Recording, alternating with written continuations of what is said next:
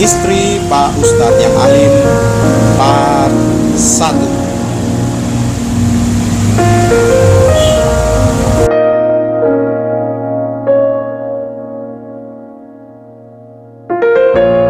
Sebelum lanjut, bantu channel ini dengan tekan tombol subscribe dan like channel ini. Jika sudah, terima kasih, dan jangan lupa follow Instagram saya Alpratama 44. Seandainya saja pagi atau sore hari aku melewati jalan ini, tentu keindahan pantai pasir putih di jalur Pantura Jawa Timur bisa sedikit menyegarkan mata yang sudah mulai terasa mengantuk.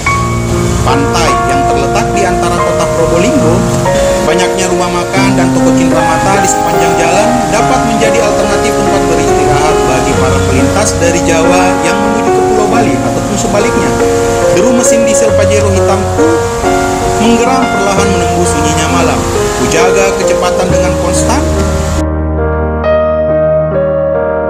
Samar di lautan pendar lampu perahu nelayan terlihat seperti kunang-kunang. Selalu ada doa dan harap yang memancar dari setiap perahu agar penguasa laut berbaik hati memberikan berkahnya malam ini. Tangkapan ikan atau udang yang berlimpah tentu menjadi harapan setiap nelayan yang melaut. Mengemudi seorang diri tanpa kawan yang menemani, selain menimbulkan sepi, rasa kantuk pun kerap menghampiri. Untuk menangkalnya, aku mengambil sebatang rokok milk kegemaranku dan menyalakannya. AC mobil sengaja kumatikan, jendela serta sunroof mobil kubuka.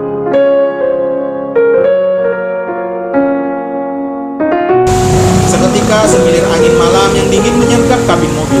Diimbuhi aroma laut yang khas langsung menggelitik indera penciuman. Segar rasanya. Kepulan asap rokok yang kuhembuskan berpadu sempurna dengan irama deburan ombak yang berkejaran membelai pasir pantai. Sebuah kombinasi simfoni yang menenteramkan jiwa. Sekilas kulirik jam digital di dashboard mobil sudah menunjukkan pukul 21.30 waktu Indonesia Barat. Hampir 5 jam aku berkendara dari kota Malang. Seusai bertemu dengan beberapa supplier langganan, perut mulai terasa keroncongan. Baru teringat ternyata sejak siang tadi belum ada sedikit pun asupan. Mata langsung menelisik ke kiri dan kanan jalan, mencari sekiranya masih ada warung atau rumah makan yang masih buka. Tak berapa lama, tak jauh di depan kudapati sebuah warung makan yang masih terang benderang.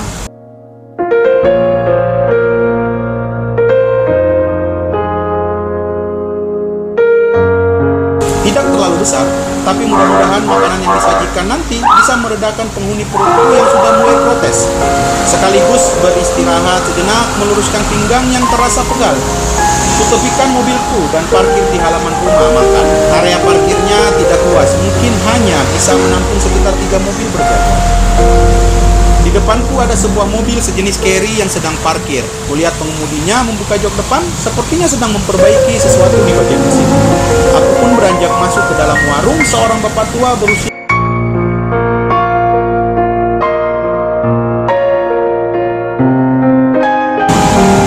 "Selamat datang Pak, silakan, silakan."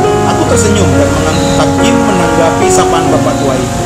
Aku lantas memilih meja di bagian dalam dan duduk menghadap ke arah jalan. "Mau pesan apa Pak?"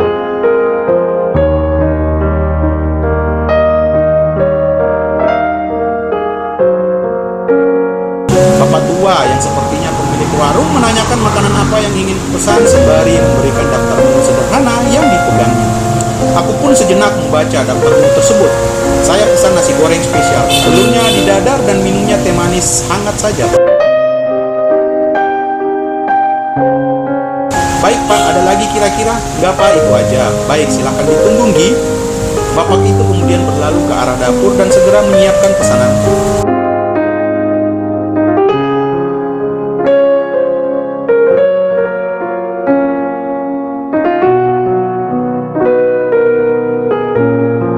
Mataku berkeliling menelusuri suasana warung. Selang 3 meja dari tempatku berada, agak lebih ke depan dekat jendela, kulihat seorang ibu muda dengan kedua orang anaknya yang masih kecil tengah tertidur tertelungkup di atas meja. Wajah wanita itu terlihat lelah, matanya sedikit terpejam.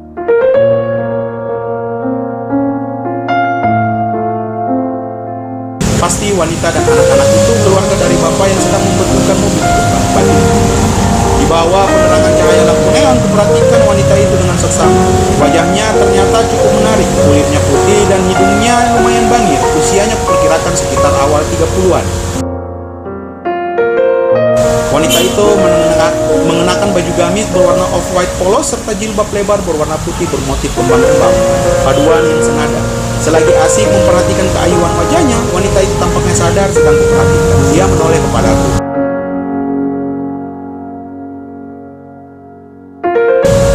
Pandangan mata kami beradu beberapa saat, namun bahkan aku namanya jika lantas gugup dan mati gaya saat terpergok memandangi seorang wanita. Aku sedikit menganggukkan kepalaku dan tersenyum. Walau tanpa kikuk, wanita itu pun melakukan hal yang sama, mengangguk dan tersenyum manis.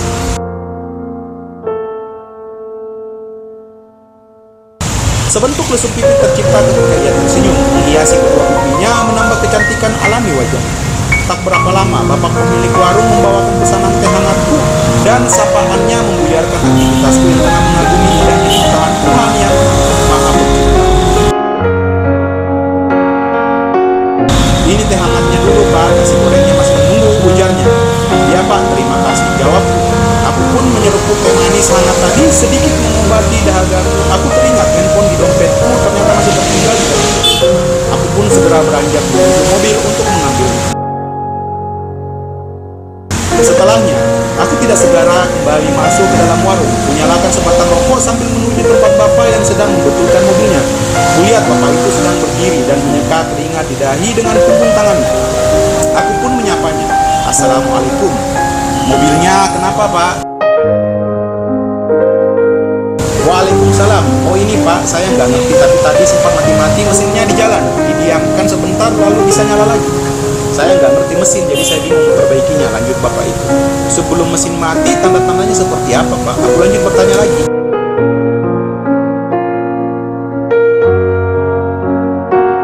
Walau aku bukan mekanik, tapi sedikit banyak aku paham soal mesin. Siapa tahu pengetahuan otomotifku yang ala kadarnya bisa sedikit membantu kesulitan bapak ini dan keluarganya.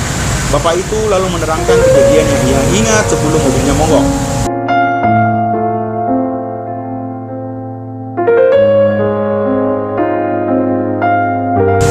Sepertinya itu kena alternator atau dinamo starternya, Pak. Jadi suplai listriknya nggak sempurna, berpengaruh ke pengapian dan pasokan bahan bakarnya. Aku sedikit menyimpulkan problem yang terjadi pada mesin mobilnya. Oh begitu ya, Pak. Saya juga kurang paham, ini mobil saya pinjam dari adik saya.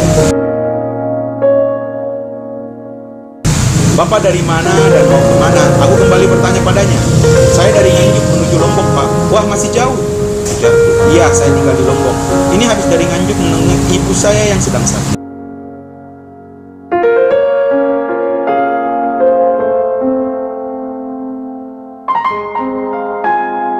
Dia menerangkan perihal perjalanannya. Kalau bapak menuju kemana? Dia balik bertanya kepadaku. Belum sempat aku menjawab pertanyaan bapak tadi, kulihat istrinya, wanita yang tadi sempat kagumi parasnya yang elok, keluar dari dalam warung dan menghampiri kami yang tengah berdiri. Assalamualaikum. Dia mengucapkan salam dengan taksim. Suaranya begitu merdu terdengar di telinga. Kombinasi yang sempurna bersanding dengan parasnya. Waalaikumsalam. Aku dan bapak tadi menjawab salamnya bersamaan.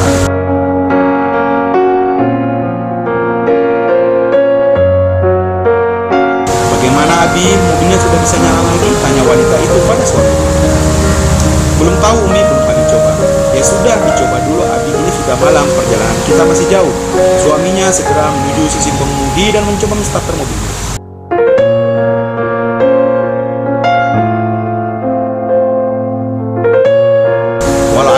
Tapi akhirnya mobil itu dapat menyala kembali. Apa tidak dilanjutkan besok pagi saja bapak dan ibu perjalanannya, sambil mencoba mencari bengkel dan memastikan kondisi mobilnya aman digunakan? Aku mencoba memberikan saran.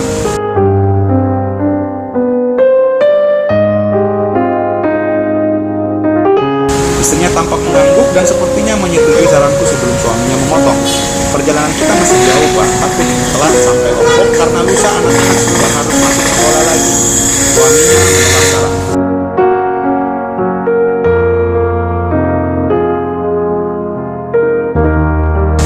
Oh ya sudah, mudah-mudahan mobilnya aman sampai Lombok ya, Pak. Amin.